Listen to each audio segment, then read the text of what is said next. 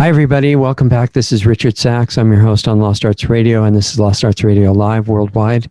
And we have another treat for you this week, as we try to do all the time. This is our friend, Dr. Michael Christian from outside of Melbourne, Australia, in Victoria there.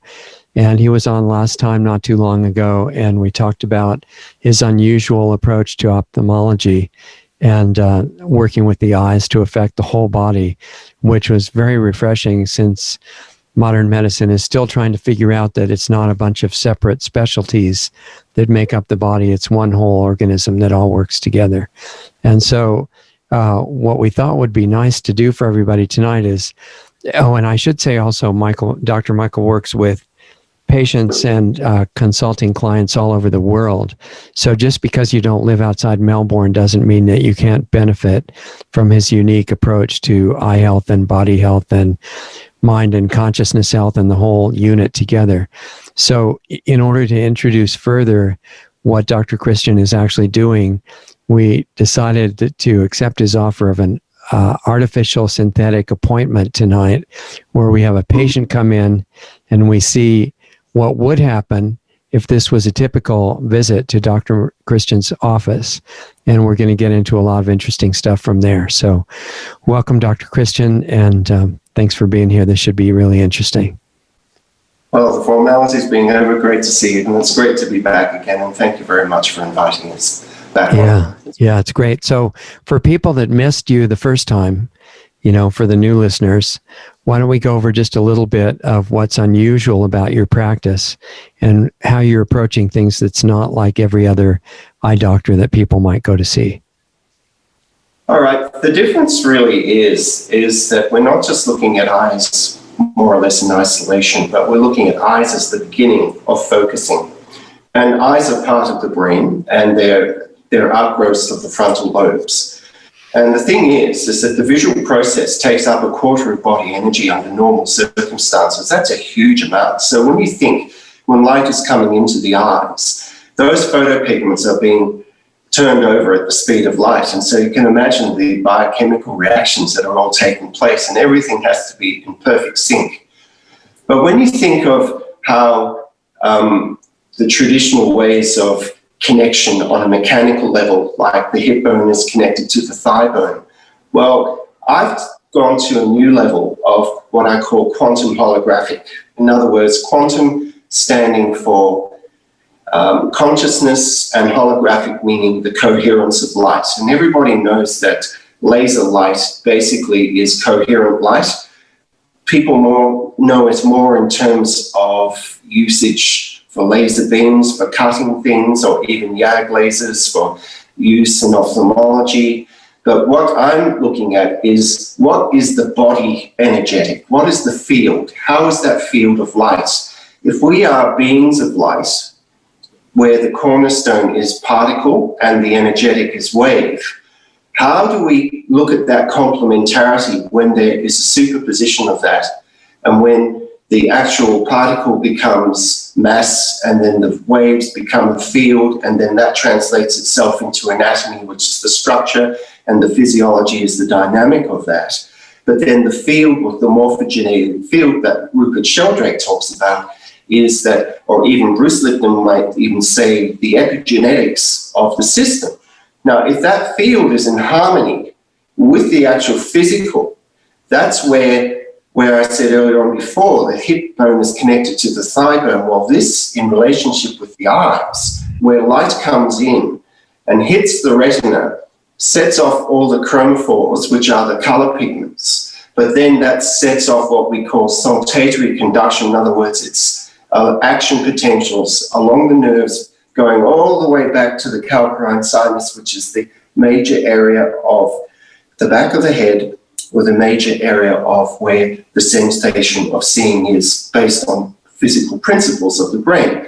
So what we're doing here is looking at not just that electrical aspect, which we can measure, but we're also looking at the quantum aspects of things, whereby the locality of the anatomy and the physiology is also coherent with the non-locality of the field.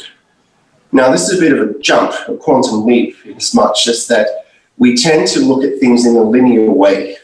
But this is non-linearity with linearity. And when that becomes connected, the whole system is in focus. Now, it brings me back to a thought many years ago. I had a lady who came in and she had a spur on her toe. And it was very curious in as much that I didn't treat the problem, but I redirected the focus of her vision. Obviously, she came in predominantly for that. But what happened at the very end, after I'd taken her through various things, the interesting aspect was that at the very end, I said, wiggle your toe. And when she did, she just burst into tears. And she said, I can't believe this. It can move. I thought I had to have an operation. Now, all I'm saying is that we tend to look at the mechanics in isolation rather than what are the energetics of the quantum, what is the field doing? And this is really new. And it's really fascinating because Einstein came up with the statement that the field is the sole governing agency that affects the atom. Now, 100 years later, I come along and say, well, look, if you can focus the field, you can focus the body. Now, this sounds pretty outrageous, I know, because, look, there are lots of people who work in the mechanics of things, and I'm not saying they're wrong, they're right, they know their field, they know what they're doing, they're very good at what they do, and that's great. But I'm bringing the complementarity, and that complementarity is how that field becomes phase coherent. In other words, it becomes in time with the mechanics. And when that happens, even when there are various injuries or people have various different things and they're going to their respective practitioners, whether physiotherapy or physical therapists is what you could call in the US or whatever. But if we bring, even for the teeth, for example, like some people, they go and they get their orthodontic braces and their mouth, jaw is all tight. That temporomandibular joint is in a very, very tense array, for want of a better way of saying it. And then when you put the respective lens and prism in front of the eye, then all of a sudden that jaw starts to maneuver itself. It's more labile, it's more relaxed, it flows, and you think, how is that possible? It's not on a physical level, it's on an energetic level. So, I call this orthodontics. There are various names that you have to make. I want to ask you two questions about what you said. And I don't like to interrupt the flow of your information because you've got more than enough to go for the whole show with no irritating interruptions from me. But I just want to stop it at certain points to clarify and maybe ask a question that's implied out of what you said.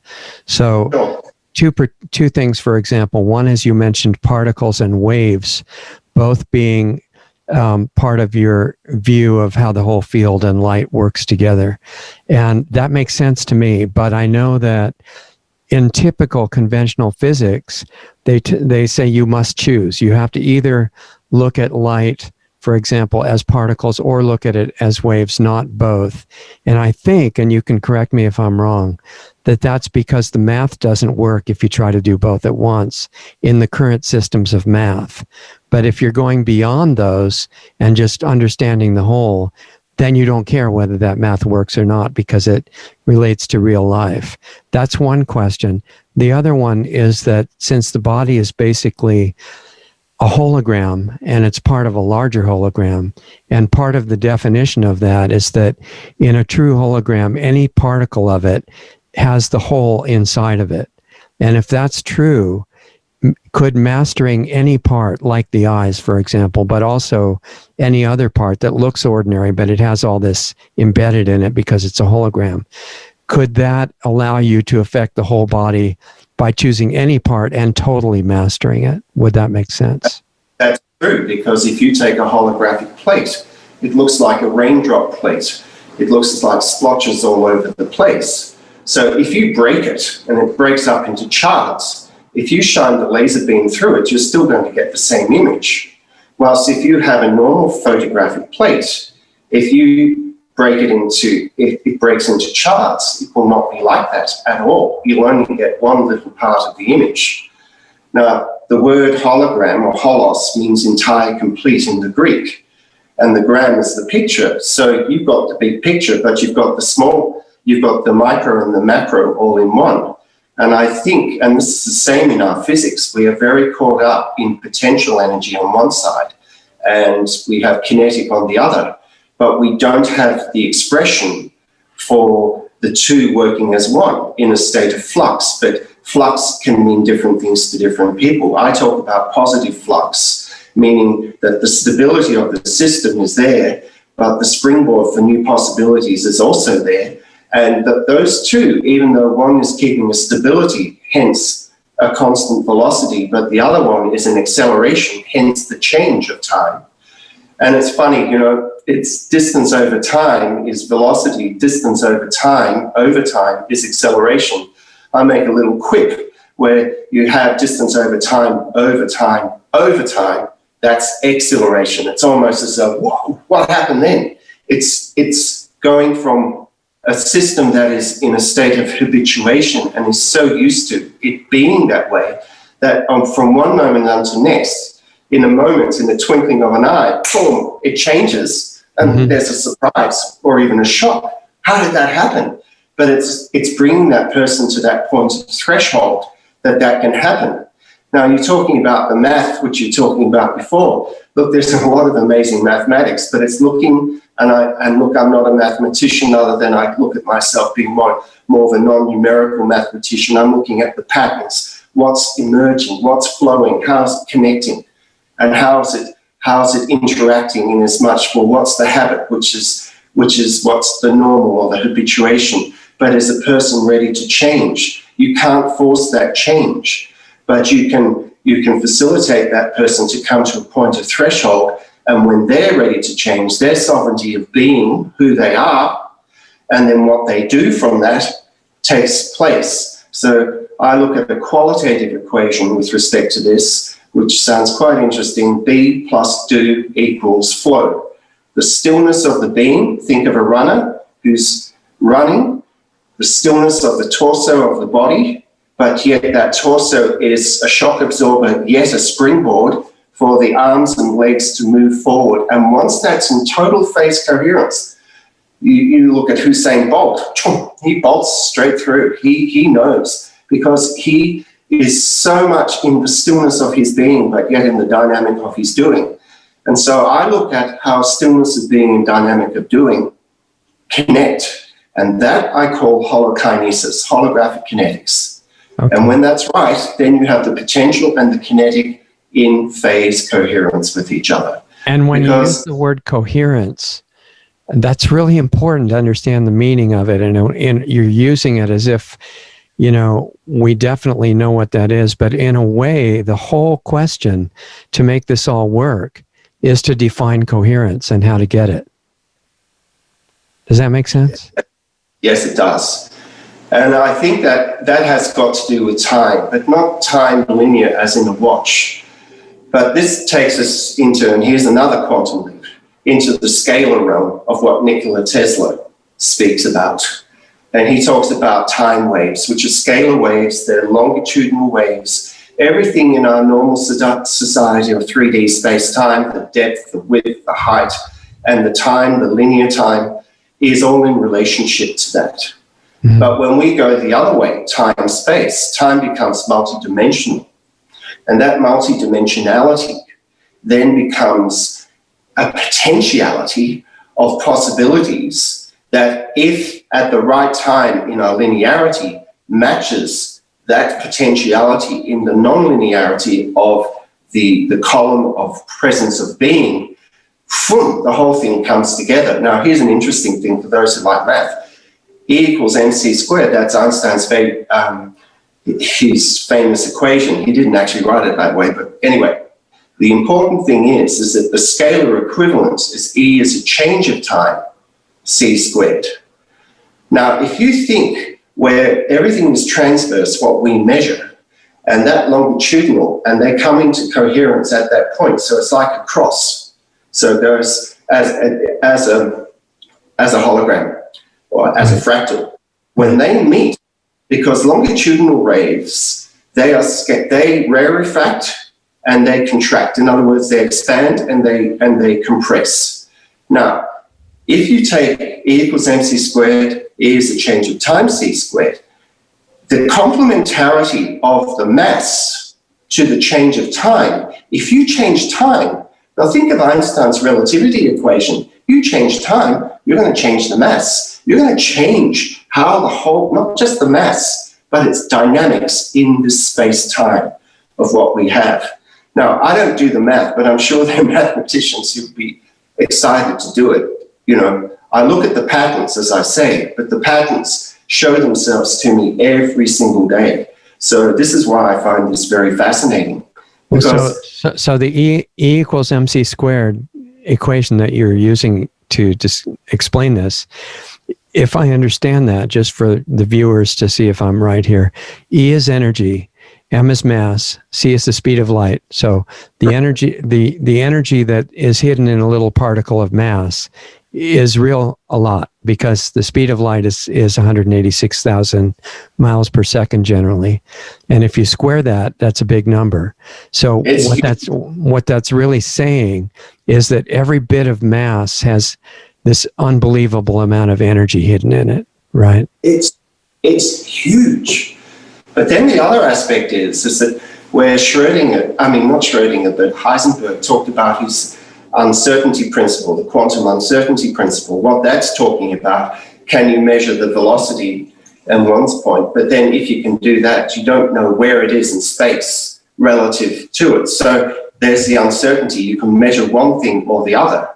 I talk about a certainty principle. At the right time and the right place, the whole thing comes together. It changes. Now, Heisenberg was talking about the electron cloud, basically. I'm talking about where the protons and the neutrons are. So if you had that complementarity between the uncertainty and the certainty, you have all these things all happening all at once in milliseconds, microseconds, nanoseconds, whatever, in such a manner that if the coherence, and it comes back to this, becomes coherent, that uncertainty and certainty start interrelating with each other. Unfortunately, with uncertainty, we tend to put an emotional attachment to it. So we back off from it. That's in psychological thinking. But if we look at the uncertainty as a presence, that is a potentiality, that if we facilitate that uncertainty into the right time and place, it will shows its treasures. Okay, so a question about that. You're talking about the Heisenberg uncertainty principle, which, if I understand it right, is that if the way the math works, and it's based on that, I don't think it's based on him looking at where electrons are. It's based on equations. And he was saying that if you can do an equation to narrow down the location of a given electron that's whizzing around the nucleus of an atom at near the speed of light, and you can pin down a location, then there's another variable that you can't identify. That's correct. You can't identify its momentum or its velocity. Right, and vice versa. You can't tell its position if you tell the other thing. But that's all coming out of equations. What if that's not really the reality? And if you throw out the equations, there is a mass, there is a velocity, there is a location to any given electron at any time. And why should you assume just because of an equation that you can't know all three? Well, the equations are just models at the understanding at that given time. Right. So here's the commentary. The commentary is our ground of being is not subatomic particles, mesons, leptons, muons, whatever ons there are, and leading up to electrons and protons and neutrons. The ground of our being is consciousness. Yeah. And we're now touching into that. Now, the thing is that our models so far are very much determined in relationship to the measurement of things, the quantification. That's all valid. It has its place. But we've gone so far with that we're not looking at the qualities of things. And to a certain degree, the qualities of let's say a word like love or joy or gentleness or meekness or goodness, you can't put a number to that. But it's there, and we experience them. We have those as feelings, and we're not bunch of mathematical equations. Sure, there are stochastic models that try to simulate how a person is going to respond, but that's only based on the input of the algorithm that is brought forward. But it doesn't mean to say that that's how that person is. And that's the thing with AI today. Everything is based on the linearity of the equations that people put. And a lot of assumed limitations, basically. That's right. Now, here's the other aspect, and that is the consciousness. It's a consciousness of infinite possibility. And that infinite possibility is one whereby it can bring the whole system into a state of oneness. And when that happens, and particularly with a client/patient, and all of a sudden, wow, it's not just the clarity of vision, but, oh, I can hold my head easier, or my body feels more relaxed, or I'm breathing deeper, or I've got better motion, or that pain in my shoulder has disappeared. I'm not saying I'm a problem, and I'm not trying to usurp another one's expertise, but what I'm saying is, as I said earlier on before, eyes are just the beginning. You're starting here and focusing, and that quantum leap, that jump, whether it goes from top to toe, starts to connect up, and once it connects up, then there is ease. There is no unease. There's no dis-ease. Since all the equations have implied limitations compared to actual reality of consciousness, how do you use all this esoteric stuff that is going to seem really complex and maybe overwhelming to most of the viewers? How do you transition from that to what you do when somebody walks in, and how does it help you? And this is the point. This is where simplicity meets complexity, and upon revelation it all unfolds into intricate simplicity. And what's that? That's elegance. So what I'm saying with that is that what I said in the previous show, I talk about the construct, the quantum holographic construct. And what does that do, or what is it? Now, if you think of light in terms of just physical terms, is that on one part it's electrical, and on the other part it's magnetic. And those two are orthogonal, or at 90 degrees to each other. That is not just fixed in space. That's not just locked in. That's just a stationary diagram, as an example, if you just drew a cross on a piece of paper. Yeah. But this is fluctuation and oscillation, not just in isolation, but we can't even count them. Quadrillions, trillions, gazillions. Like, it's funny, people say, well, what's $1 trillion? Well, if you spend $1 every second, it will take you over 32,000 years to spend that $1 trillion. And it's far, far beyond that. We don't know. And that's the infinite realm which we are now just starting to, for want of a better way, I wouldn't say just starting now, but we're exploring it now. But to bring it back to simplicity, how do you bring simplicity where a person says this or a person says that, and that leads you, and that's the quality of the words that they say, to bring it to a number of a prism or a lens to place in front of a person. Not that that's just the magic bullet, but it could be in the first instance, or you have to go through a sequence of processes of lenses and prisms to a point whereby everything connects up in a new way. I hope that answers your question. When you're putting lenses and prisms in front of people's eyes to tell you what they see by looking through them, is this to tell what kind of glasses to give them? Exactly. Okay. So this is a qualitative come quantitative process. And this qualitative come quantitative process is one whereby I'm listening to their subjective responses. I've also got protocols that are working with that. But at the same time, I'm not fixed in protocol, but rather that protocol will shift itself according to when it needs to change. So in other words, we're not locked in, but we are in flow. And that's where I say the being, the structure, is coherent with the doing, the dynamic in this space-time. Okay. So should we try to show people how that applies when a actual human being walks in? Absolutely. Let's have some fun. And this is the whole point of this. Yeah. This is serious on one level because people come in and they have issues, and we all do in our different ways. But do we look at them as heavy or do we look at them as light? Excuse the pun. But we look at it in such a manner that we facilitate the possibilities rather than looking at the problems in isolation, we look at the problem, spin it the other way, that it becomes a possibility that I call confrontation. And the confrontation means that the problem, the energy's there, but then spin it the other way, then the energy becomes all integrated into the person. And once that happens, that person knows. I don't have to tell them. They know it. They're experiencing. Okay, so since the first part is going to be your patient telling you their symptoms and what's bothering them, can we make the sound work for her also so that we can hear what she says when she comes in? Absolutely. So I haven't put AirPods in today, so you'll be able to hear what she's saying too. Okay, so great. I've made that absolutely specific in that respect. So, Susie, would you like to say? And yeah, you should introduce Susie first. All right. Well, Susie lives locally here in Point Lonsdale, which is part of the borough of Queenscliff.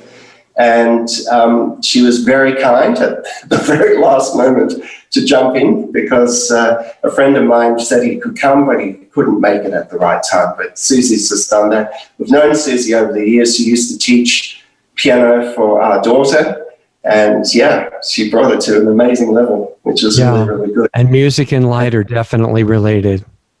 Yeah, absolutely. So the harmony of the music with the coherence of the light. Let's see what we can get. Exactly. Thank you, Susie. Thank you. Okay.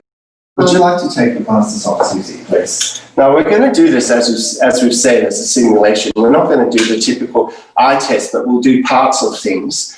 And what we want to look at is the other qualities of how vision affects the body in terms of its posture, its balance, its movements, its feeling, all these qualities that all become connected with the quantities of the actual lens and prism, which we put in there. Okay. Now, I'm going to pop this headset. I prepared it, so I knew. Yeah, that's all good. Here we go. So what I'm putting on is what I call affectionately the quantum tiara. It doesn't look anything. Have a look, come forward so people can see what it looks like. It's great. So what we good on you. Now, yes, standing there. Now, very simply, how has your vision been over this last period of time? Just simple questions. Has it been good or bad? A little bit of fluctuation. A bit of fluctuation. But I'm managing. Good. Okay. So in terms of, is it more distance or is it more near or is it a combination of both? Or what would you say? Oh gosh, good question. A combination. A combination, yes. Okay. So what we have is the spectrum of distance and near, and what we want to look at is that there is a balance and the stability with that.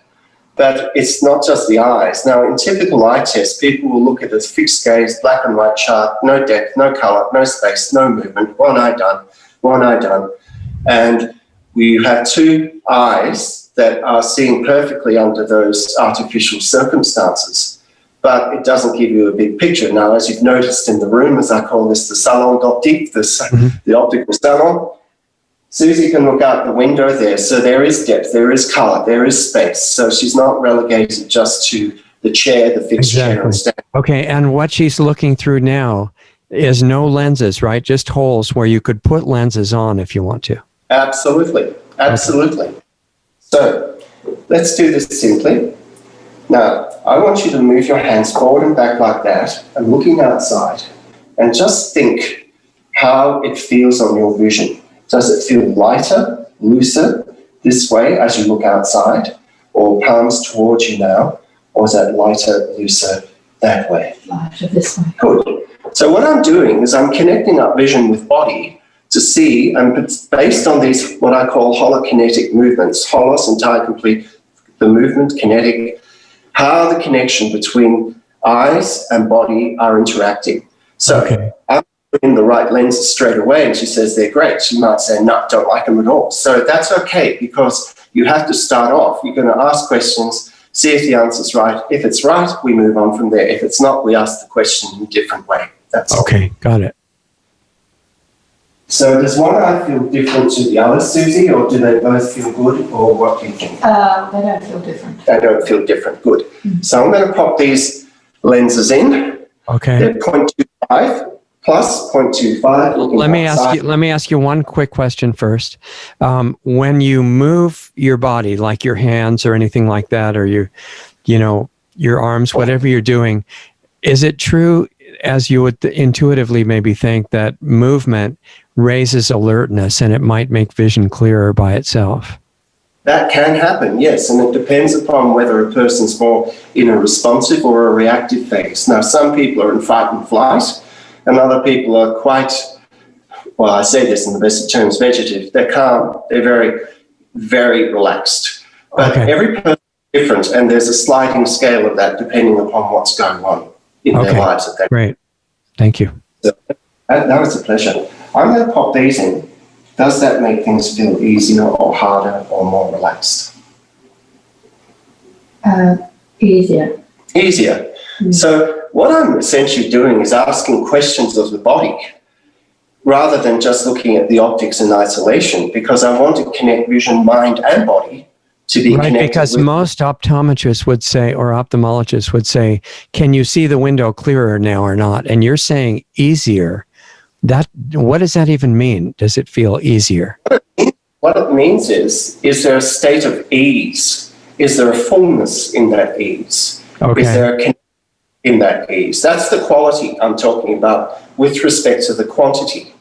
Is it like asking whether it makes you more relaxed when you put those lenses on? Correct.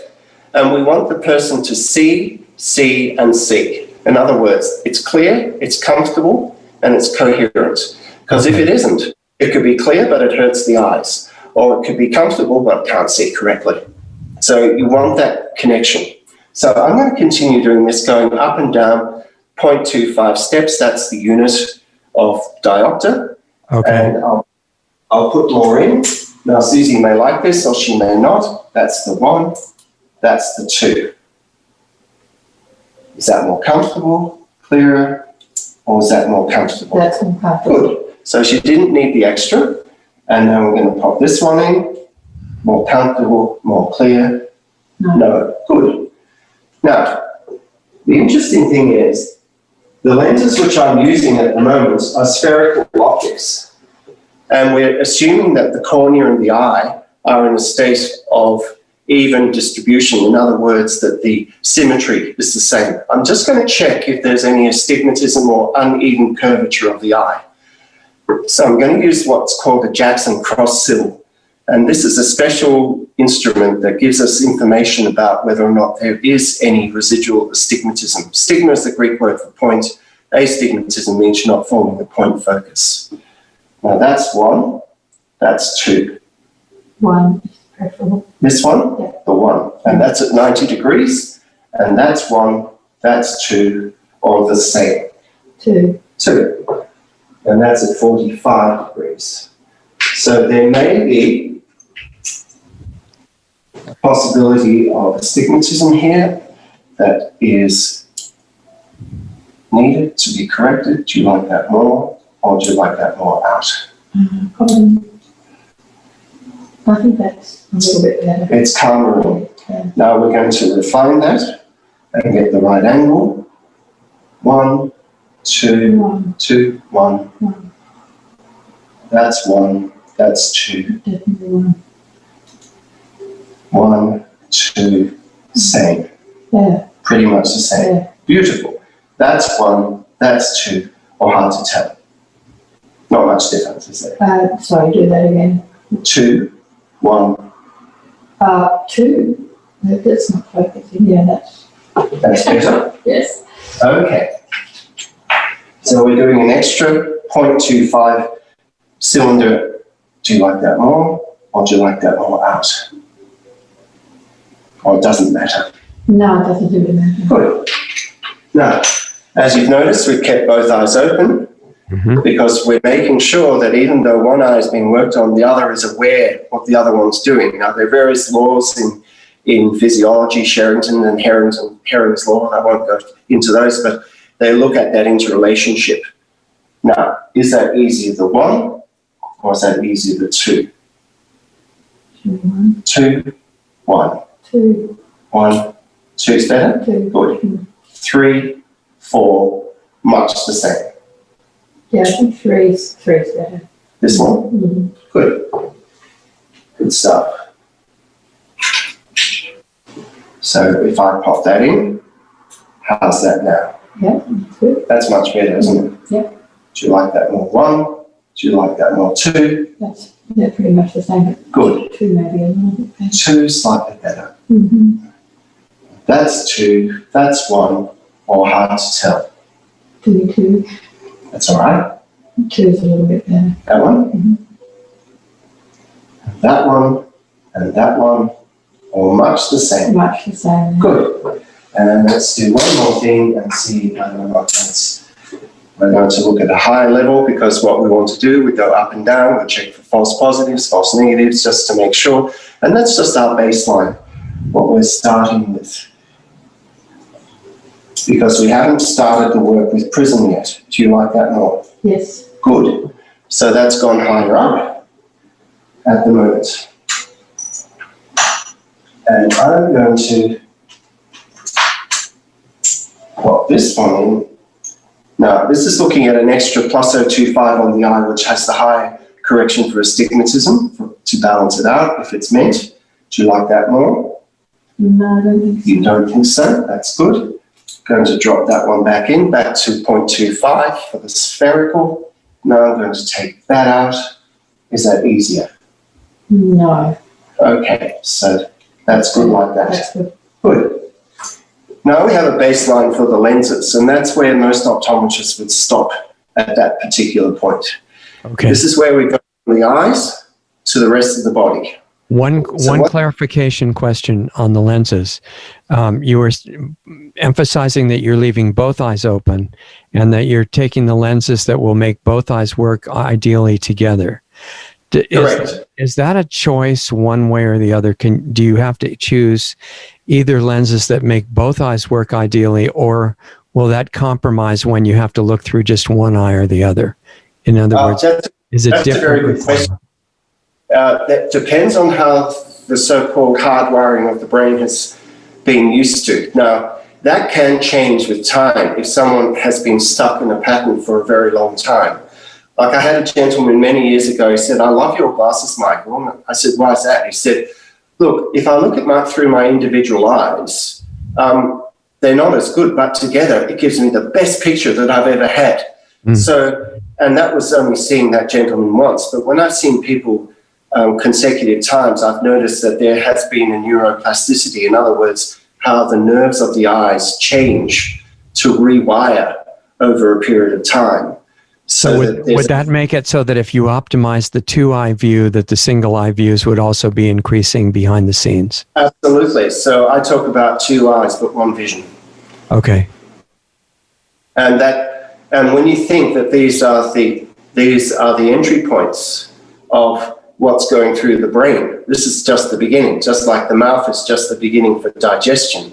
If the eyes are just the beginning for vision, there's a whole lot of other things all going on, but we want to make sure that that is balanced with all the rest going through. And then now we're coming to the point of, right, how's that affecting posture, balance, movement, even thoughts or feelings or emotions? It depends. Look, and I don't go through a fixed protocol with every person. Everyone's unique. So I'm not going to say, right, we're going to rigidly do this or rigidly do that. Sure. No way. We want to make sure that it's as easeful, not putting stress on someone, but rather as supportive so that that person feels, yeah, this is good, this is balanced, this is connected, this is clear. Okay? Right. Okay. As you're standing, I'm going to bring you forward. Perfect. Now, I'm wondering whether or not we come over here. I'm just going to move you across. Good. Right, I might just move this, just pop this down a bit so we can actually look at the movements with Susie.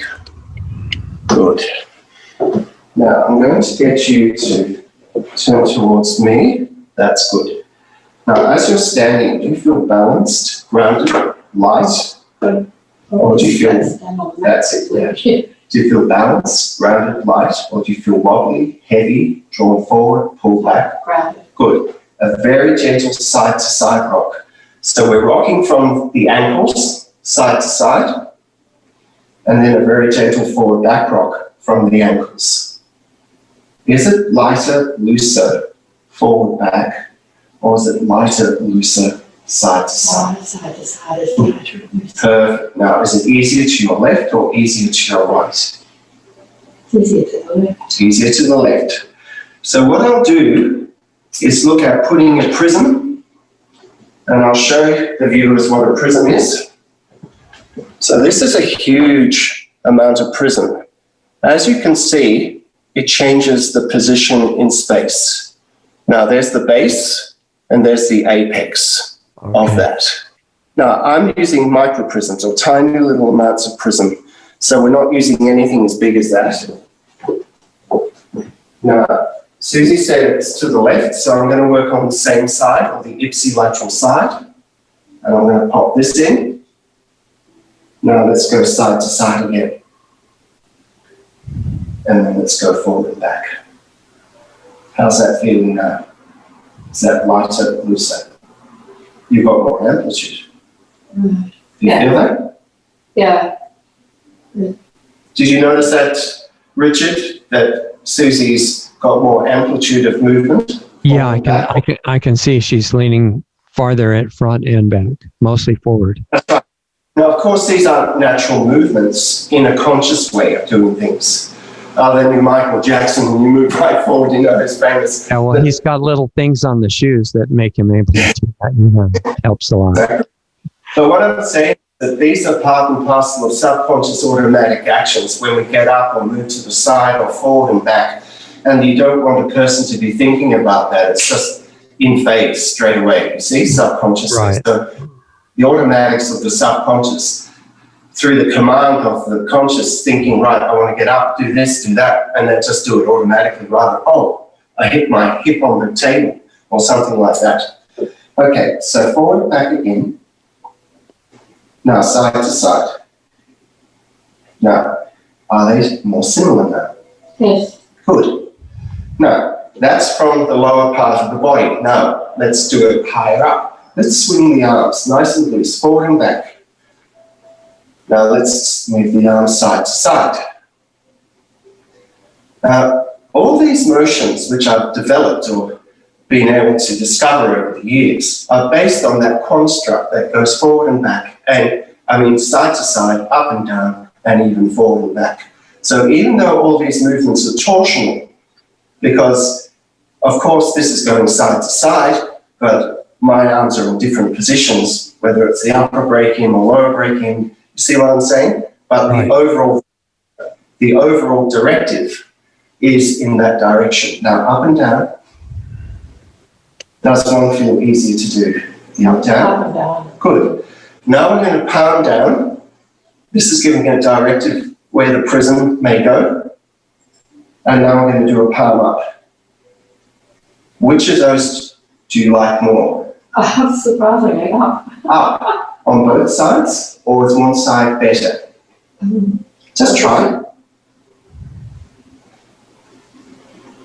The left is more up than the right. That's good. So what we're looking at is the flow, which I said earlier on before, of the being and the doing.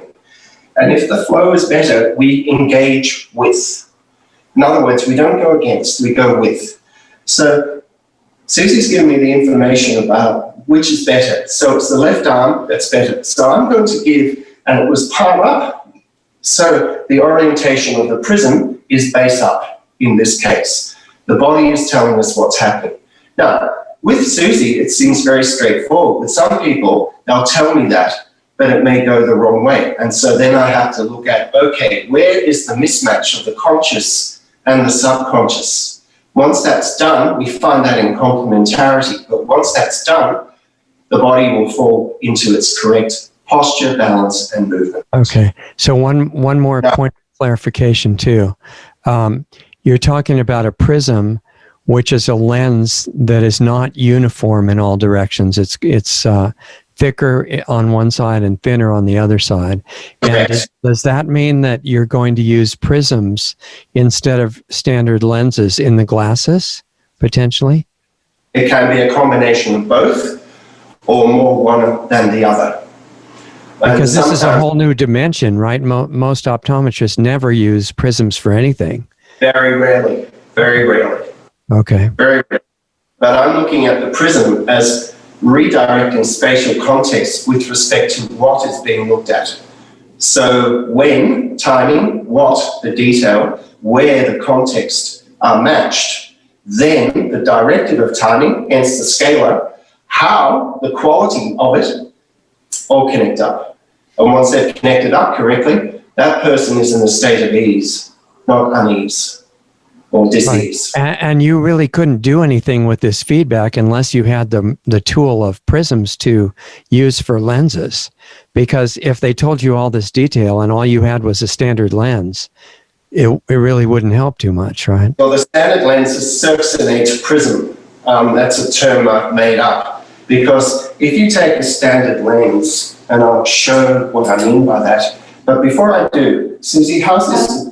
Just one thing. This is pressing on my eyelashes, which is distorting the vision a little bit. Thanks.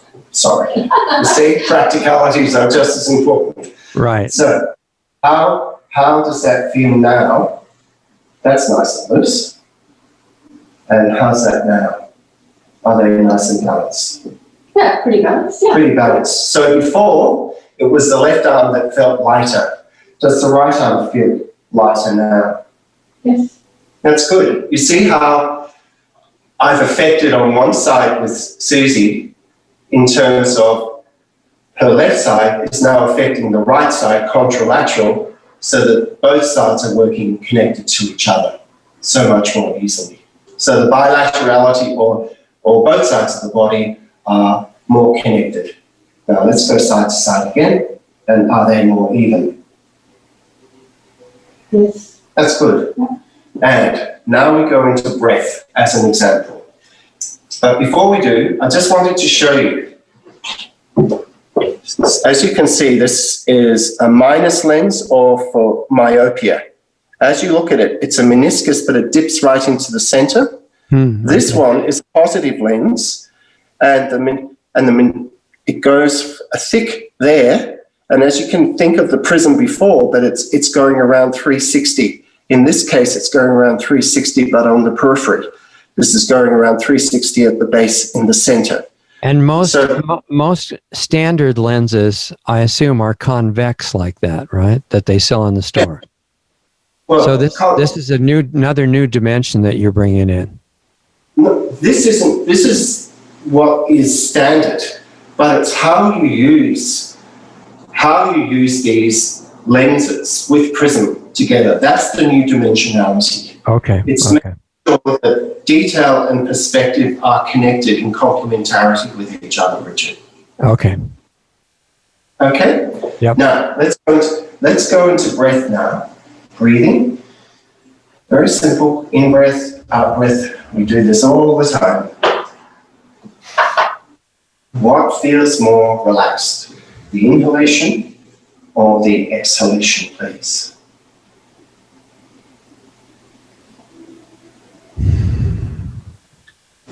The inhalation. Inhalation. So, the various movements, without going into the details, put palms up like this, breathe in, breathe out, and a very gentle motion like this. And now we go outward and down. Is that lighter, looser, outward, down? Or is that lighter, looser, upward, in? Lighter. Good. Now this is interesting because the upward and in, the complementarity is outward and down. So you think of a media strip, it's a quarter turn. Know what I'm saying? So the body, even though it's straight up and down, but how does it move? How does it flow? How does it connect up? And it's not fixed in one position. But we want to make sure that the flow, whether it's horizontal or whether it's vertical, is supportive of making sure the whole body. So these movements, even though they're isolated in one sense, but they connect the whole body up in the wholeness, hence the hologram, hence the holography. No, so it's better that way. Is that correct? Than this one. Yes. Good. Now I'm going to take this prism, this horizontal prism which we had before, which was a base in prism in the left, Now we're going to make this a base out prism in the right, and there'll be no prism in the left, because when you put base out, because the hand down is indicative of base out prism. I know it's a lot of stuff, but it's really simple. Well, this is some stuff that you basically had to discover originally through trial and error, right? Because you're not going to find a book that says, all right, to be a good eye detective, you have to see if the palms down or palms up feel better. This is stuff that you must have discovered by yourself. Yes.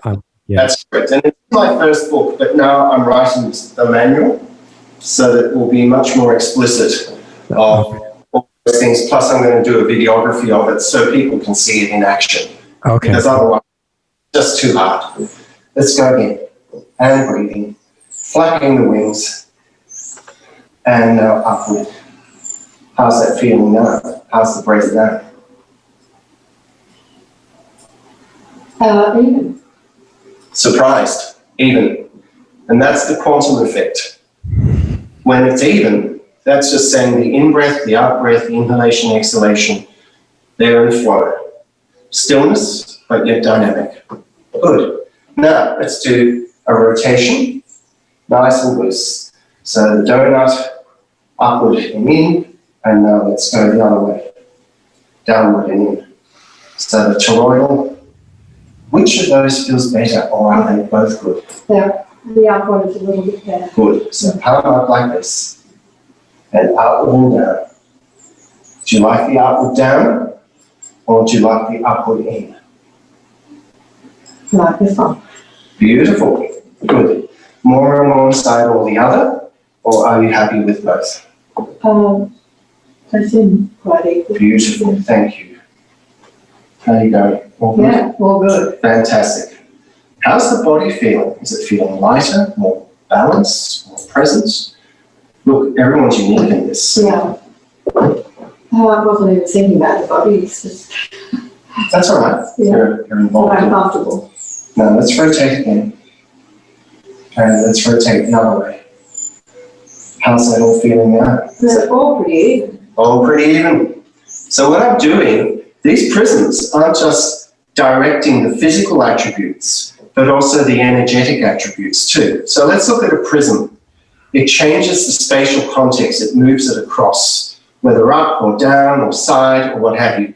That's the physicality. But it also changes the timing. So one is a phase flow modulator, that's the timing, or it's a spatial relocator, that's the spatial context. But when you get that time and space, here it comes again, incoherence, boom, the body says, yep, these movements are so easy to do. I feel much better, I'm breathing better, I'm standing better, I'm more relaxed, I feel lighter. All these different things start taking place, Richard. So one question about that, if they wear the glasses that get determined by this process, and they wear them, I guess they're supposed to wear them most of the time because you want to keep this feeling of ease and coherence. Does it eventually get so that they are also less uncomfortable when they have to take the glasses off, or is that unaffected? And a lot of people say that to me. They say, Michael, and look, everyone's different, so there's no broad brushstroke in this, but I've heard this so many times. My eyes don't hurt when I take my glasses off anymore, or wow, that's so much more relaxed, even when I take them off, as an example. Okay, yeah, I was wondering about that. There's always an exception, but the exception is when more steps have to be made until through a sequence of follow-up exams, until such time everything is connected. I think one of the problems is today is that people think you go to the optometrist, ophthalmologist, it's a one-stop place, do your thing, it's done, it's fixed, and get out. Right. But rather, some have to unfold a process until we're in the new manifestation of the possibilities that can come forward. And sometimes that's a bit of an unwinding process. Some people are taught like a rubber band, and we have to untie them very gently because you don't want a crash. Well, yeah, the other thing that's assumed is in the standard eye doctor, you just know that your eyes are just going to keep getting worse, and that prescriptions have to get stronger and stronger, and eventually you can't see. And I'm wondering if that sequence is a totally different thing in your system. Well, this is it, because it's what's happening? Vision is reflecting through the body, and the body is reflecting back its information back to the visual process. It's not just the eyes, but also the brain, but the eyes are part of the brain. But if those two become connected with each other in the right way, that's when things change. And invariably in a 4 to 6 month period, the majority of people who come back, I can say with 98 to 99% certainty, other than there's been a major trauma of one sort or another, that prescription is going to come down rather than get worse. That's what's exciting. That's a big difference. Yeah. That's a huge difference. So it's not exactly flavor of the month amongst the fraternity yet, but we'll get there. Okay. Now, we've done this so far, and I'm just going to check back on the lenses and see how these prisms are affecting Susie and whether or not the lenses need changing or not, but we'll check that right now. So when I take this out like this, does that feel easier or harder?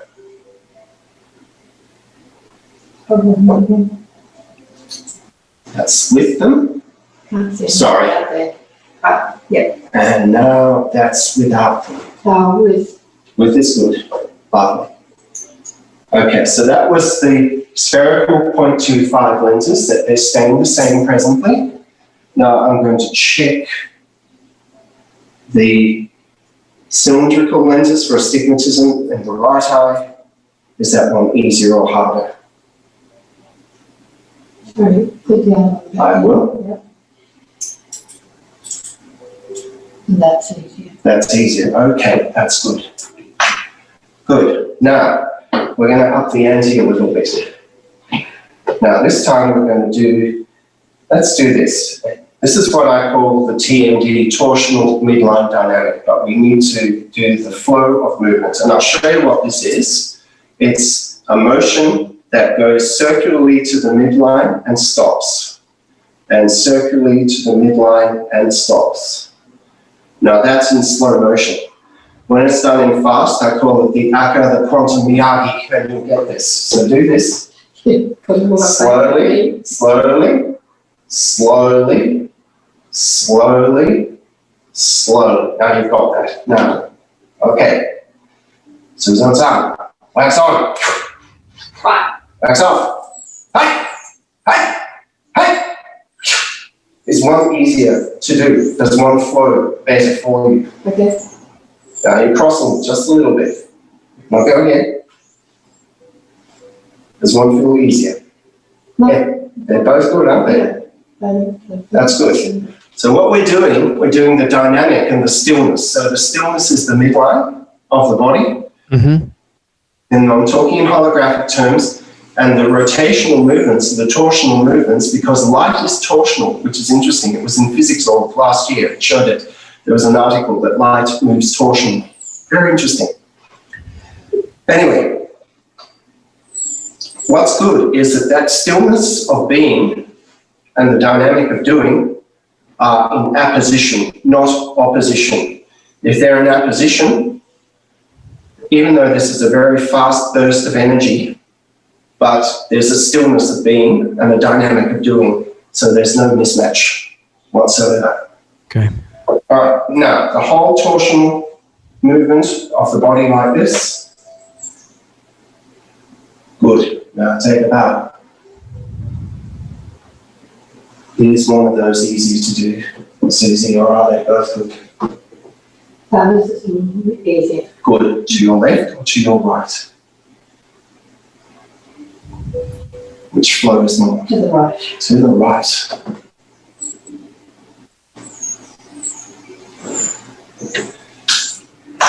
Let's go again. How's that feel now? Yeah, that's good. That feels good.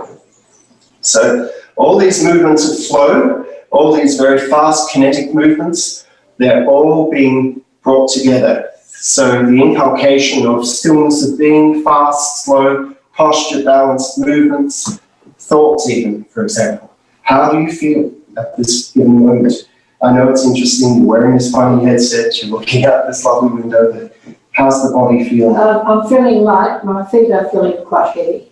they're like stuck on the ground. They're stuck on the ground, so you're rooted on the ground. The rest of it's quite hard. Good. Now, is this good, or would you like it lighter in the feet, or would you like, or is this, I know it's new, but do you think this could be better? No, this is an intuitive question. Yeah. I would like it lighter in the feet, only because I feel that I could go longer. There we go. And this is the Q&A.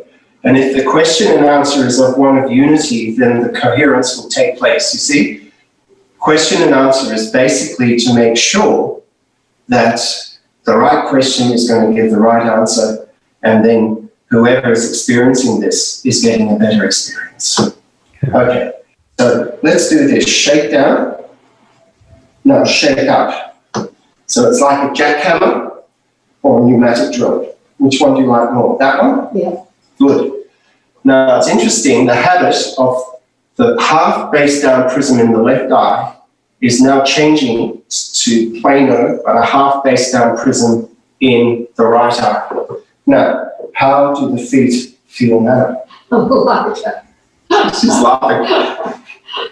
It's lovely, isn't it? That's great. Yeah. How did that happen? This is weird. Yes, it is. But it's weird physics is quantum physics. But quantum physics, that's great, Susie. I'm really pleased. No, the fact that we got out of touch with this is what's weird. Correct. That's correct. That's absolutely correct. You know, I say to people every day, there's nothing wrong with you, but wrong things have been done to you.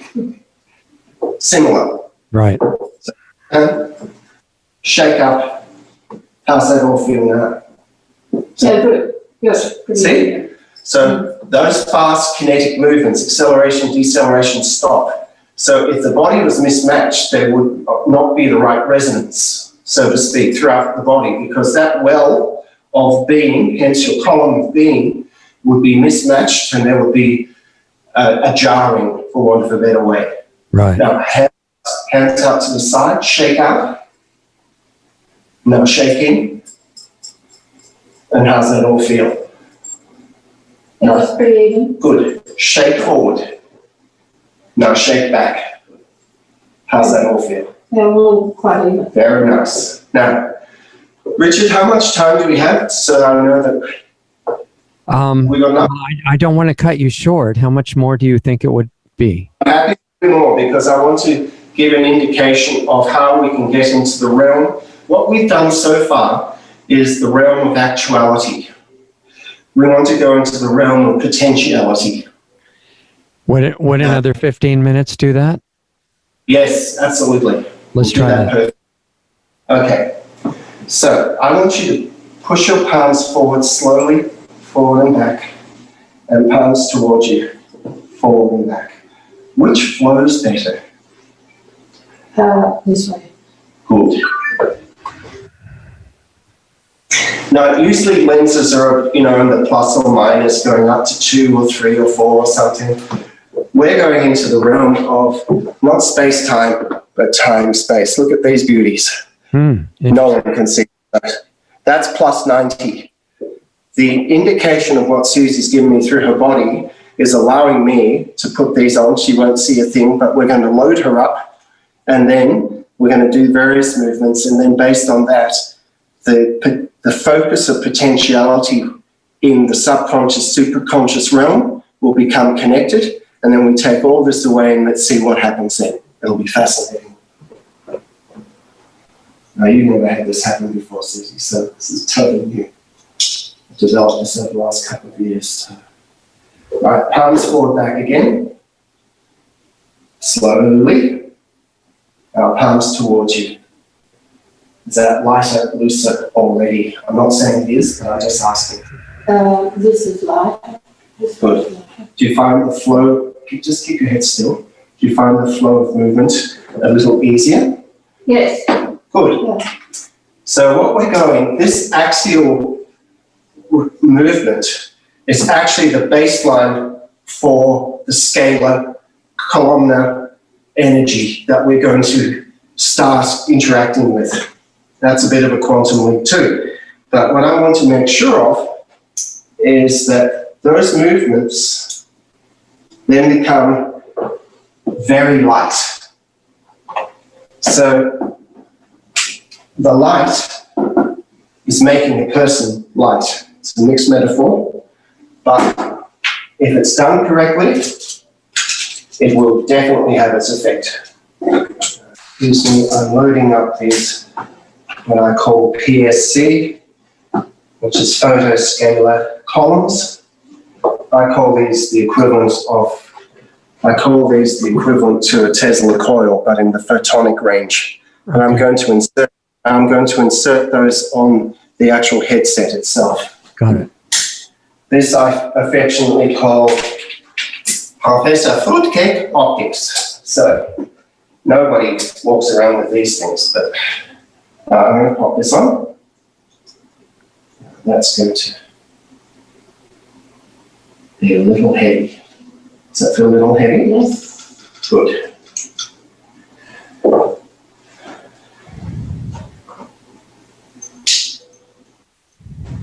Good. Now I'm going to counterbalance all that. So I have a counterbalance.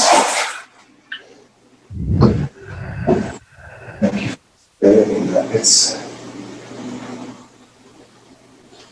come here. It's a bit of an adventure. Right, now arms forward, back again, please.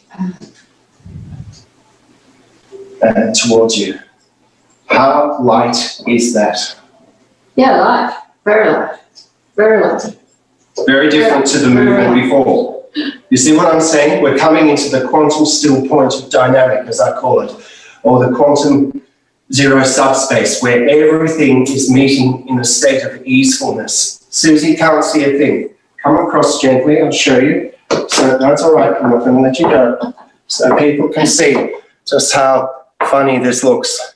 See how that is projected out there? That's about 232 or 234 diopters in front of her eyes. Now, I won't go into the theory about this yet, but really what that's doing, it's focusing the field at such a level that it's affecting the physiology of the body. She can't see a thing, but her body feels totally light. The movements are fluid as, floppy as, and that's a good thing because then we can, here's the quantum leap again, we can get into conscious, subconscious interactions. Just to modulate a little thing here or there, boom, it shifts, then we take all this away and then we'll see how she's seeing. Is this basically the equivalent of so much magnification that you can't even see through it? Absolutely. Okay. Thank you so much. Now, let's do those swinging arms again. And let's do them side to side. How's that feeling now? Does one feel easy? Side to side is easier. To the right or to your left? To the left. To the left.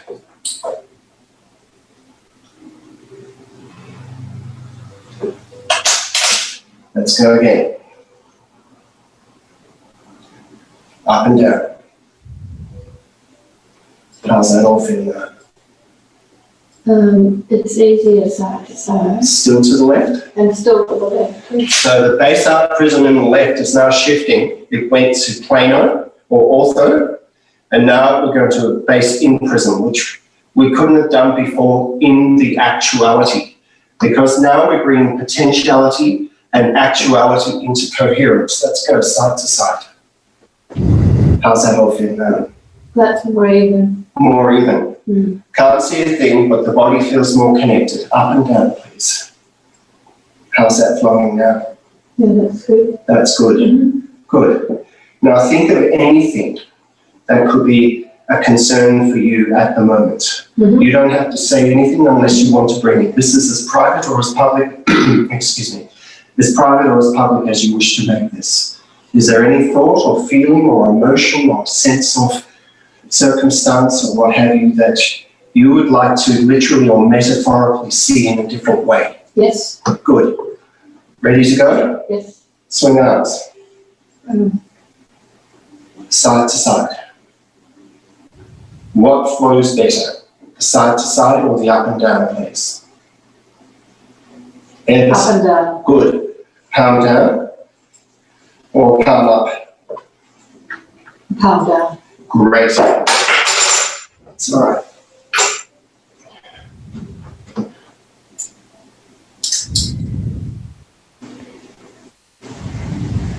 Now we're increasing the base down prism. That's on the vertical. A step right and left.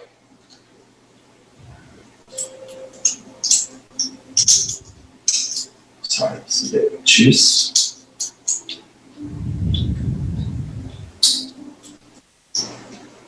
Good.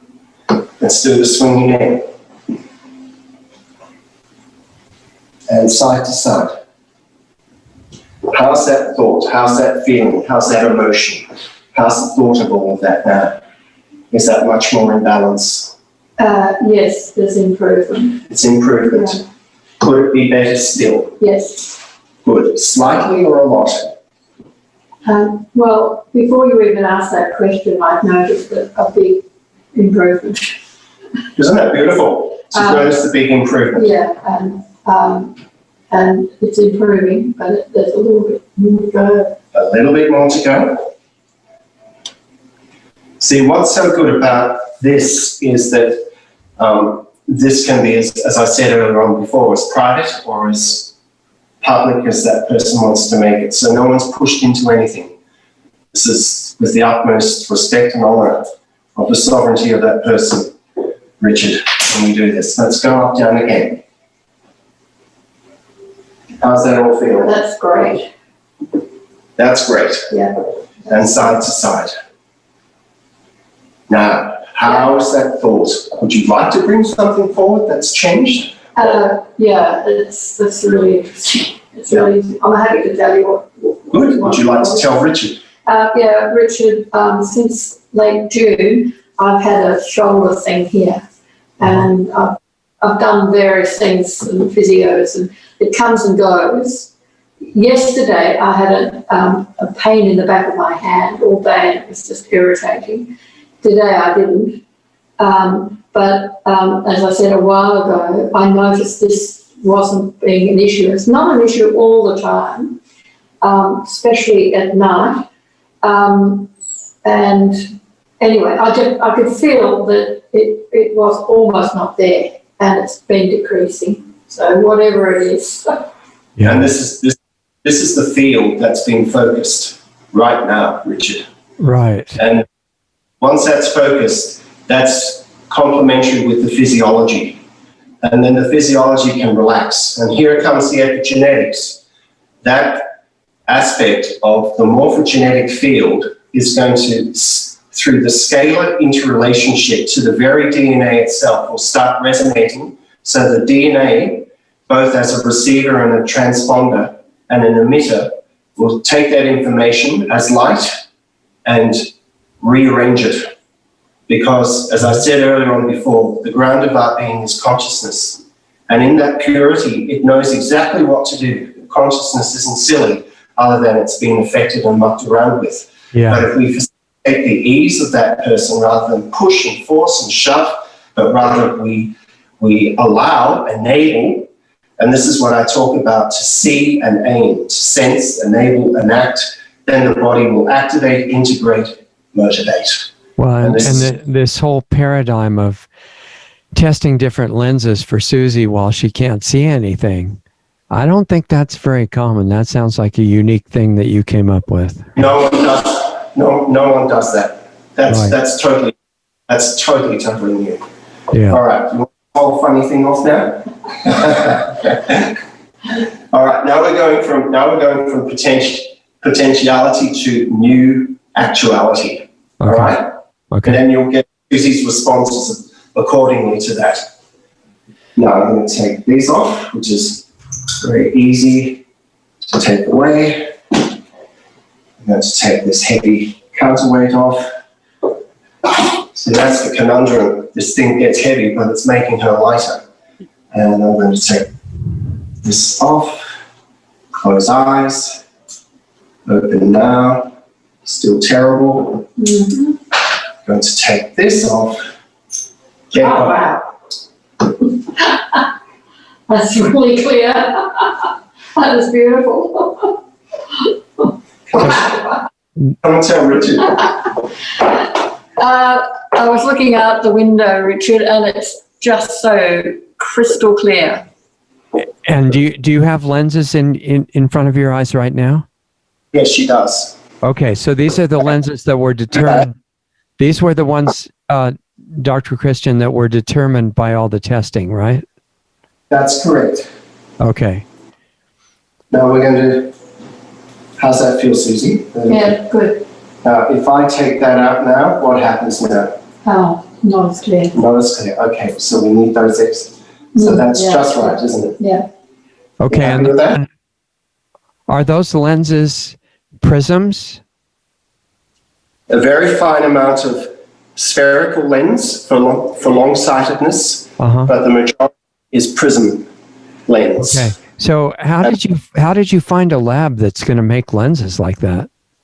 This has been a long story, but it all works. Okay. It's easily done. Easily done now. In the beginning, you had to come up with that arrangement from scratch. We have to create a prism calculator, particularly for progressive or multifocal lenses, so that we could put the actual prism reference point exactly in what we call the distance optical center. If they were mismatched, it would throw everything out. If they were matched, the initial conditions would be perfect. Okay, now this is supposedly a synthetic appointment, but Susie, you're doing an incredible job. This seems pretty realistic. And it's real. It's real. I assume this is real. Now once she's had the enjoyment of looking through the right lenses like that, then at some point she's going to have to take it off and wait for the real ones to be made, right? It's a possibility. I promise you I won't walk around like this. Yeah, but it's not going to, now that you know what it feels like to be seeing the way you're supposed to, the waiting period could be uncomfortable, right? While the lab gets the glasses made. Sometimes, but not always. Okay. Sometimes there is an effect that keeps people buoyant for a few days. I've heard that happen.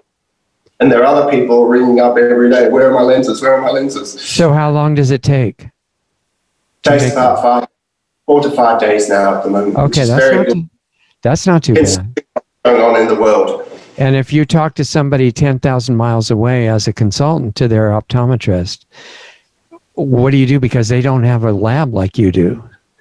Yes, they do. I would be able to give them the directive where to go and what to do as far as that's concerned. Okay. So that's all taken care of too. That won't be hard. The company that I deal with, they're multinational, and that information can be easily taken to wherever it needs to go. Okay, so the local lab doesn't need to buy all new equipment and everything for that? No. Okay. No. All right. Okay, great. Incredible. Now, we could go on. Let's just do just a bit close up of the reading, holding there. Now, that's obviously not good yet. No. What's possible, please? Easily possible. Or just possible. Just possible. This one, this is something or other. Correct. How's that now? Oh, this is rhyme. This is rhyme in its loveliest form. Oh, here we go. How lovely these banks are now. What have you over 4 counties? How satisfying is the eye and the mind. Now we have reached the trees. Printing of this. How's it? I know it's very bunched up at the top, but is it okay? Yeah, I can see all of that. That's good. I mean, there's surprise there too. So this is the reading card. We're getting the very top line. Okay. So the top. That looks like pretty small print. It's N4 print. So Susie's getting the N5, N6 very easily, and what's in magazines is N8, what have you, or books primarily. So what font would that equate to, roughly? 4. 4? That's pretty small. 4. It's very small.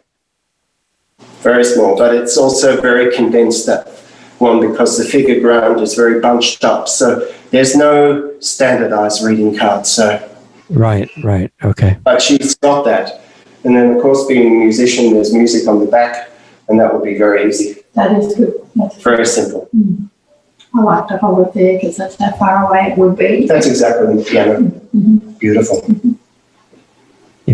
Really great. Wow, that was a great demonstration.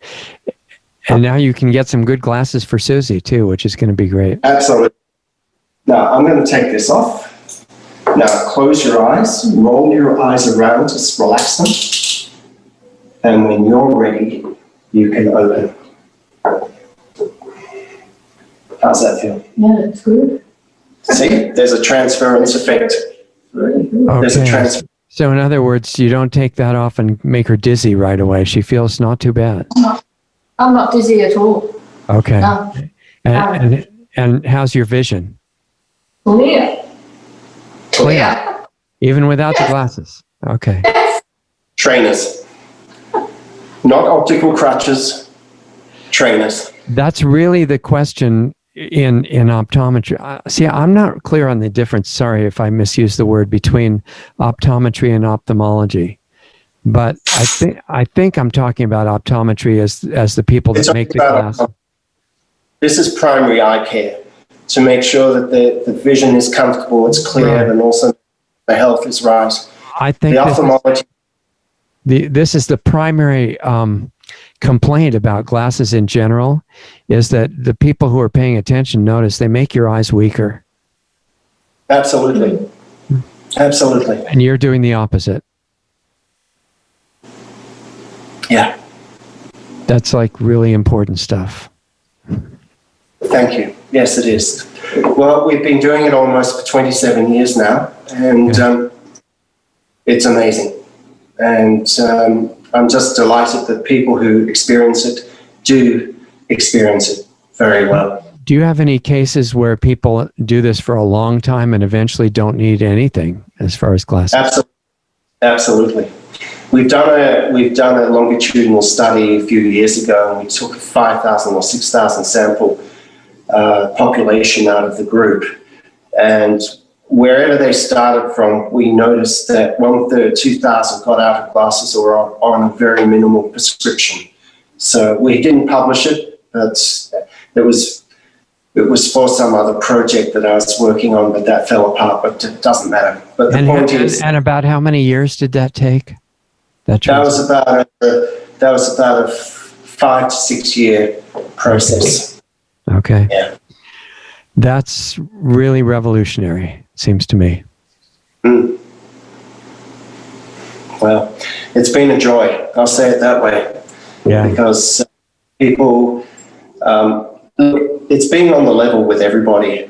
I make a bit of a joke about this, but you know how the bell curve, the distribution is like that? The majority of people are in that 2 to 3 standard deviations. Well, the majority of people come and see me, they're 7 to 8 to the right of the norm, so to speak. The curve's flattened and we're on the level.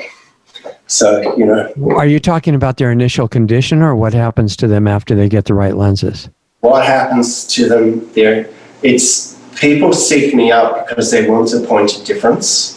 And invariably, they get that point of difference because we're talking from I come from the perspective that I learn from my clients every day. It's not that, hey, I know this and I'm going to tell you. And I'm saying it with humility in as much that the doctor is patient as the patient teaches. And this is how I've been able to develop this over the years of observation and observing. Right. Because doctor just means teacher. So the teacher is patient as the patient teaches. And we listen and talk and have a conversation. And I can tell you sometimes it's really hard. I had a lady recently and she was literally going nuts. Poor girl, 30-year-old woman with 2 children. Her column of being energetic was so mismatched. It took me an hour and a half to work it out. But I didn't give up. And she said, thank you so much for not giving up. And that's the point. It's not just a fixed time, half an hour. I had to keep going. And even though I was running late. Yeah, you're not doing the business model of 15 patients an hour so that you can make this much money this fast. No, not at all. I really like that. We're doing it as a vocation. Yeah, exactly. you're doing service, and then figure that whatever comes of it is going to happen automatically. Correct. Ultimately, you know, I see that if you want to spread this to the most individuals to benefit as possible, you're going to have to replace yourself and start teaching teachers who teach others to do this work. Correct. And that is where I'm at now.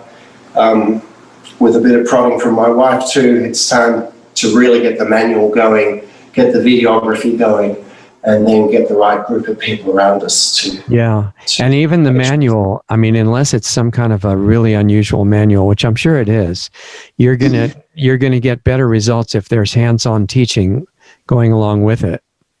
Correct. And those would have to be people that you taught, at least the teachers of. That's right. To spread yourself out a lot wider. That's it. Oh, sounds great. Okay, well, that's a perfect demonstration. And for this other part that I was going to read to you, it's fine for Susie to stay too. I mean, we don't have to totally change. You know, I feel a lot like this is looking like an infomercial, you know, made to look like it's real. And I just want to let people know it's the opposite. There's no money involved. We're doing this because of the interest in Dr. Christian's work. And that's it. And it's something real that is just being shared as well as we can. And that's it. That's the whole point. That's what's going on. So to give one other aspect of this, since you like multidimensional paradigms to explain things, Yes. I'm going to read something from a viewer or listener of ours that said, well, if we came to Dr. Christian as a consultant with our own, I probably still should break to make sure I know the difference between optometrist and ophthalmologist, because even if you're not doing either one, most of the other people are. So I'll finish my introduction to this, but quickly, what's the difference? I've studied integrative medicine. I've got a doctorate of integrative medicine from Hawaii. And so I try to put this all together. So right. No, I know that you do, but the person who's calling you from 10,000 miles away is standing there with somebody who didn't do that, typically. Sure. And if they went to an optometrist or an ophthalmologist, what's the general difference between the definitions of those two? Well, usually with the ophthalmologist, it's a specialty in one particular aspect, whilst my specialty is the integration of the whole. Right. And that's not the norm, I'll say it that way. Okay, so they're standing there probably with one of those two specialists with them. And this is what, I'm holding it over here under the lamp in the light. This is what one of our viewers wrote, just to see what kind of a thing that you would suspect is going on here. And if you think it's a type of condition that what you're doing could help or not. Okay. Sure. This person says, and we're not going to identify them because obviously you can't do a specific prescription for somebody just right off the bat, but in a general feeling, this person says, I have low pressure glaucoma. The pressure needs to stay below 10. I have been using, I don't know what this word is, Lumigen eye drops to keep the pressure down since 2000 to 2006. And 2012, I had laser surgery to increase drainage, which I guess has to do with the glaucoma. I started to lose eyesight in my left eye noticeably in 2014. Now the middle of my vision is dark, like if somebody put some dirt on the middle of the windshield. On my right eye, it has been getting worse this last year, accelerating the loss of vision. Now when I look at a person walking by, I can see the bottom of their face, but I have to look up to see their eyes on the top of their head. The same thing happens while driving. I have to keep my eyes moving to see the traffic lights, since they are now mainly in my blind area. The glaucoma specialist of Cigna, that's a healthcare system, who I saw on Friday, October 9th, brought up having surgery.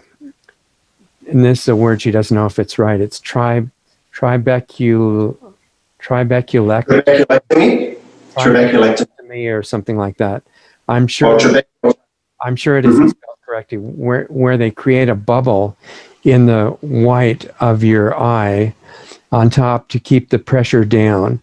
The doctor was concerned, though he might not be able to hit the target range of 8 to 10 eye pressure, because it was much more difficult hitting that range than it would be to hit 22 to 15 range, she says. And there's more complication if you get the pressure too low.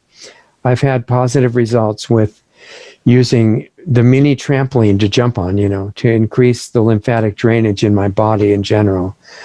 Then the readings are between 8 and 11, where before they were between 12 and 15. Still, since it is low pressure glaucoma, I feel the pressure is not the real culprit, but the cardiovascular system is. My father had that surgery in his early 80s and didn't have to wear glasses afterwards, but he had all kinds of other problems. I am pre-diabetic, which could affect things, and frequently have pitting edema in my shins, particularly on my left side. I think that having infections in my teeth have contributed also, based upon reading Dr. Tennant's book. And she also says she got your book and is working on finishing that. She's 67 years old right now. And she's waiting to see what to do after getting this recommendation of surgery. So I'm sorry for the long, explanation there, but that's just an example of lots of people that could come with these complex situations. Oh, yeah. In one like that, what's the approach if they're at a distance? Here, yes, look, there are multiple foci there. And when I give my questionnaire, I ask people, do you have this, do you have that? And they said, what's this got to do with optometry? And I said, listen, I'm just looking at this from a big picture perspective. But here again, as I say, I don't treat the problem, which sounds funny. I redirect the process.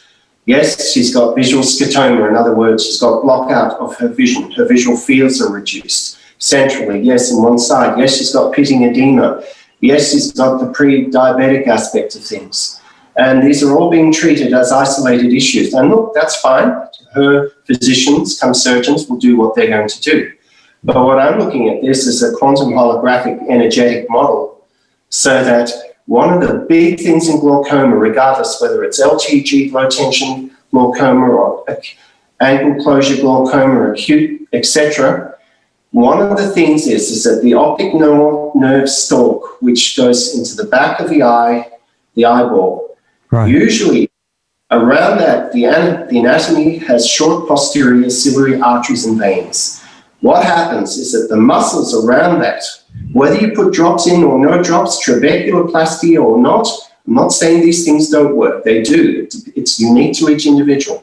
But what is absolutely necessary is to release those recti muscles, those extraocular muscles that are around that optic nerve head, because those blood vessels are claudicated. In other words, they're compressed. There was a study in Adelaide, South Australia, about 30, 40 years ago. I can't remember the date, but anyway. And they put people, these were people who had glaucoma, and they had massive field loss, and they smoked dope. And I knew straight away that was a muscle relaxant. This lady jumping up and down on her trampoline, what's going on is that she's starting to get those muscles moving. And so what's happening, there's more blood flow. But this actual aspect of which is really fascinating, in as much that visual fields started coming back in these people when they started putting them on automated field perimetry. This is what's amazing. So if say hypothetically, she had whoever, say an optometrist, probably preferably for me, because we speak the same language from our training by and large. But if he or she was to be guided as an avatar, I would say, right, pop these prisms in, pop that in, do that, and asking all the time, what's the quality? How do the eyes feel? Are they feeling more relaxed? And if they have the appropriate tonometers, in other words, eye pressure gauges, they can measure it. there may be some surprises there. Is an optometrist in her country going to have the prisms needed to do the testing? It should be there. There should be a few in the prism box. Okay. Okay. I mean, in the trial frame lens box. Yes, they should be there. Okay. So briefly, for people that are wondering, there are a lot of people in the world that have glaucoma. And Yes. what are your insights at this point about causes and cures? Well, from a biochemical aspect of things, it's a vascular disease. But like with all things, as I say in quantum holographic, everything is in the mix. How do you put it together? How do you facilitate the microvasculature? How do you facilitate the perfusion? How do you facilitate the muscle tonus and the interrelationship that the effectivity of those muscles is in a state of relaxation, not stress?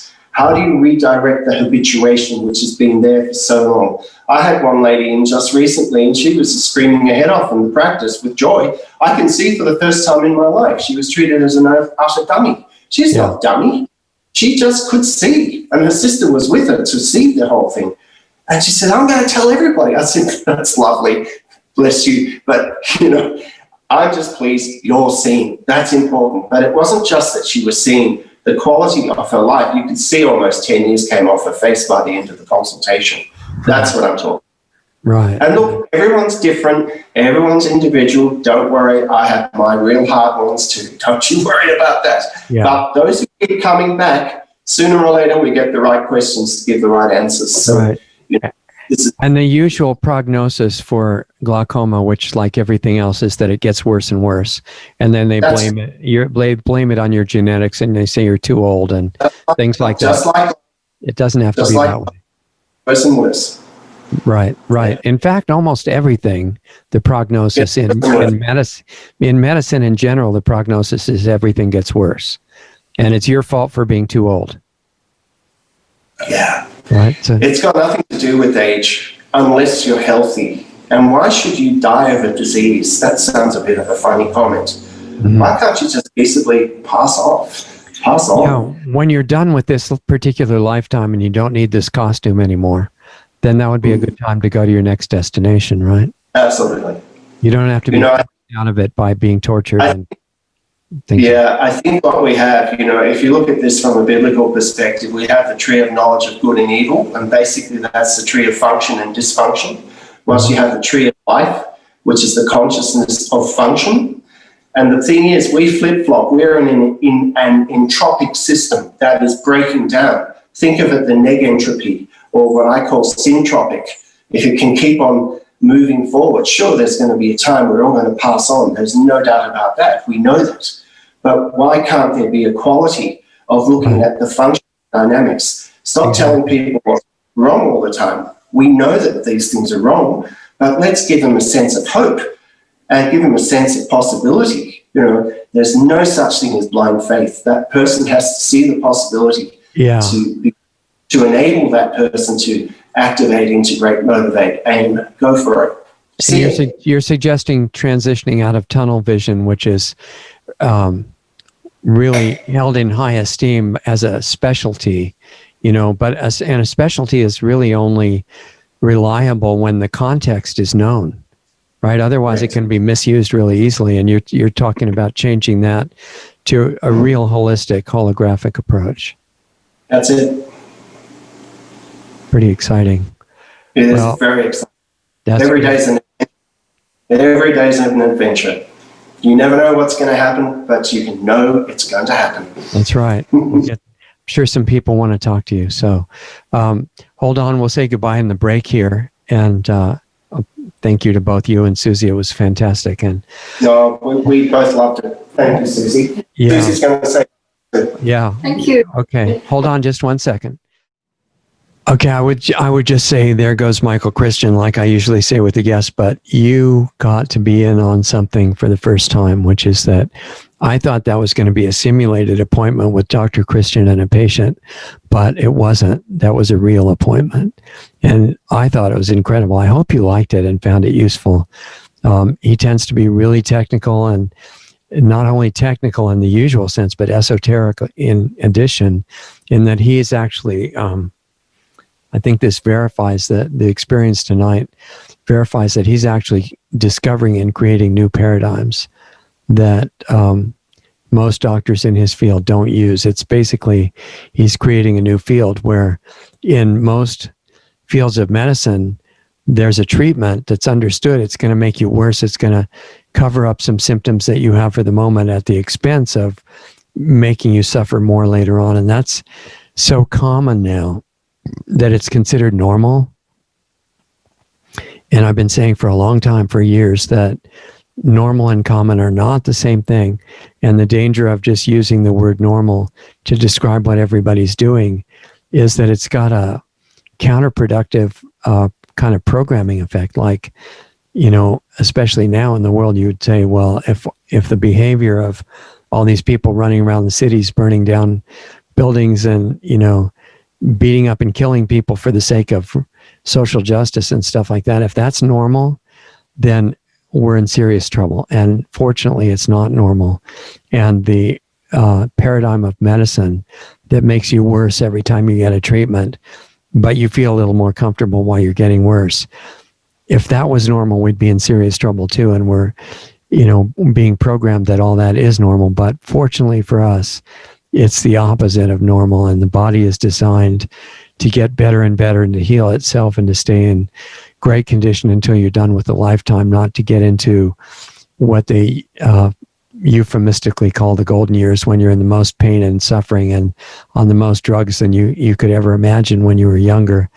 That's not normal, okay? Even if everybody in the world is doing it, it's still not normal. And really revolutionary breakthrough people like Michael Christian, Dr. Christian, are needed on a lot bigger scale. And a lot of them exist, you know, in places that we've never heard of, and we just don't know about them. So one of the functions of Lost Arts Radio, hopefully, is to introduce you to people who are thinking, this is like really thinking outside the box. And a lot of people talk about thinking outside the box and they're not doing it. They're just thinking in a different corner of the box. To get completely outside is much more valuable if you do it in a positive way, which he's doing. And so remember his book. I haven't read it, unfortunately, yet. I've got like 40 books waiting to read, but I want to read it. It's called In Focus, Mind and Body.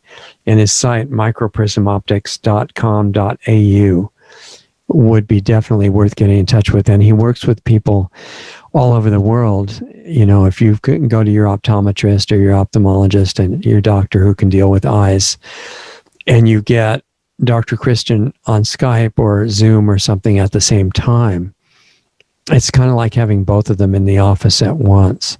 And that would be a very valuable thing to do. I think if very many of us discover the value of what Dr. Christian is actually doing, which I didn't fully grasp after the last show because he wasn't demonstrating all of it, he's going to be overwhelmed and way too busy. He's going to have a 50-year waiting list, and that's not going to work.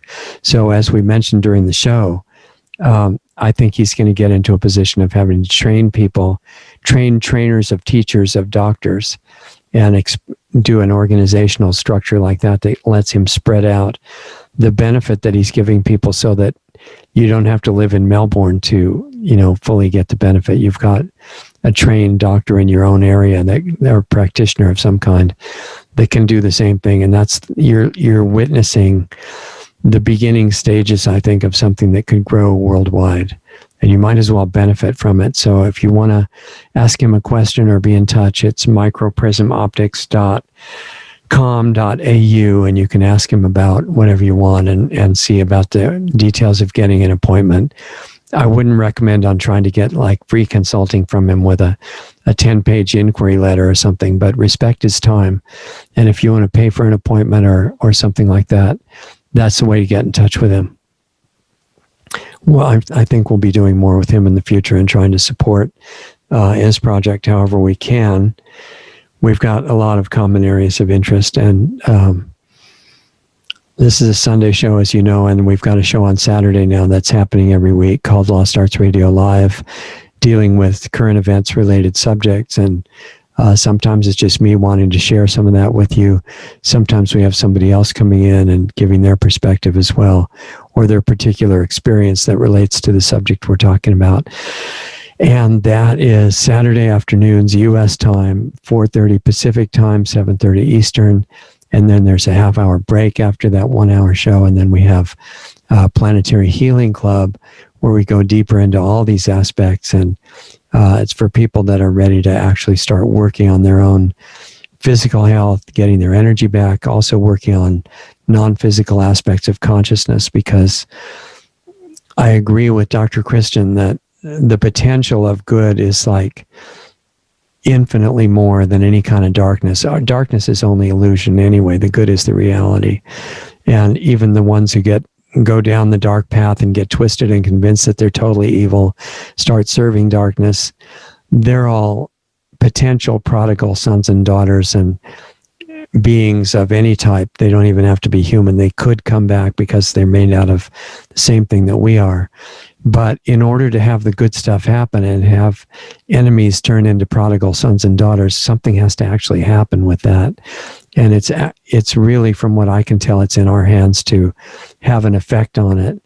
If you go out and try to convince people and make them change, most of the time they don't appreciate that very much, which is true. I mean, they have the freedom to do as they choose, but without trying to force anybody to do anything. If you wake up to who you are, like Dr. Christian was talking about, and in all the deeper aspects of that, to access the hidden health information, not just for eyes, but for your whole body, for your energy system, for all the energy centers in your body, and tie that to consciousness so that you upgrade your physical lifestyle and change and access some of the consciousness tools that we work with. That's what we do in Planetary Healing Club. So if you're interested in actually starting to investigate some of that work, you can join us if you want to. And that's Saturdays at 6 o'clock Pacific, 9 o'clock Eastern, every week. We've done it every week since it started. And we've actually done all the Lost Arts radio shows every week since they started and haven't missed them yet. And the Planetary Healing Club is for you if you want to go deeper into it. And we're all there. I'm there. Doug's there. Where it's all interactive every week. It's exciting stuff, and it's in a non-censored environment. We can go as deep into it as you are ready and brave enough to do. So that's that. And then to keep us on the air, since we're doing all these things, we're not getting paid for the virtual infomercial we just did with Dr. Christian, because we're believing in what he's doing. It's got a great spirit to it. And all the things that I recommend are not for the sake of getting paid. They're for the sake of letting you know, look, this seems like a really good thing. And if it turns out not to be, then I'll come on the air and say, well, I've discovered this and this and this about it. That's not so good. And maybe you should do this instead. None of that's, being paid now, and I don't foresee it in the future, because it's got to be honest. So to keep us on the air, if you want to, and if you've got the means, you can donate to try to help our work through the nonprofit that runs everything that we're doing. There's a donate button at lostartsradio.com. Also at lostartsresearchinstitute.org. That's a nonprofit. There, go to the same place. And Subscribestar, Doug set up a page there, subscribestar.com/lostartsradio. And that always reminds me to encourage you to subscribe to us for free on brighteon.com, because that's a non-censored platform that you'll be able to find us on regardless of what happens. I think they're going to still be there. Brighteon, brighteon.com/channel/Lost Arts Radio. And you can get notifications of all the shows there. And our main site, lostartsradio.com, which has links to all the live and the recorded shows on it. There's hundreds and hundreds of videos that we've already done. But the main thing is staying up with the current ones, because they're up to date and they're connected to what's going on in the outside world, or at least aware of that and in the right context. So support us. Make sure you don't miss our shows. Tell other people about us, because we're shadow banned on most of the major platforms to some degree. And most people in the world don't know we exist yet. You can help us change that if you want to, and let other people know. And bottom line, basic message is learn everything that you can of how to take care of yourself better. Open up consciousness, get your health and energy back. Learn the forbidden knowledge of all these things and use it. you fix yourself, it's going to automatically affect everybody else. And you have vastly more ability to do that than any of us have any idea right now. So take advantage of whatever time we've got to do this. And it's not too late, no matter what's going on. So thanks for being with us and for sharing the virtual appointment, which turned out to be real, with Dr. Christian. Stay in touch. Let us know what you think of the shows, what you want for future guests or topics, or if you want to be in Planetary Healing Club, you can suggest what we cover in there, and it gets more and more exciting. So take care of yourself and have a good week. We'll see you next time.